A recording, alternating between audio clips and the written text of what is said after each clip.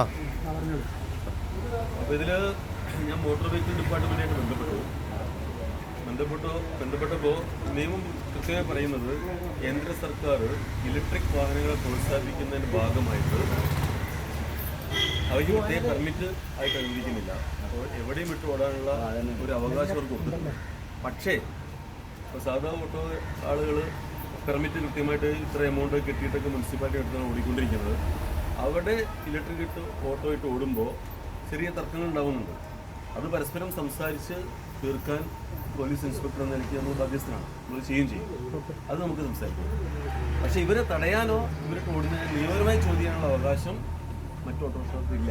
അവർക്ക് എവിടെയും വിട്ട് ഓടാനുള്ള അധികാരം നിയമം കൊടുക്കുന്നുണ്ട്. അപ്പം അതിനെ നിങ്ങൾ ഫിസിക്കലി ചലഞ്ച് ചെയ്യുകയാണെങ്കിൽ പോലീസിനും ഫിസിക്കലി അത് നേരിടുന്നുണ്ട്. അതിന് നിൽക്കണ്ട. നല്ല രീതിയിൽ സംസാരിച്ച് തീർക്കാനാണെങ്കിൽ പോലീസ് അതിന് തയ്യാറാണ്. നമുക്ക് സംസാരിക്കാം. വീഡിയോ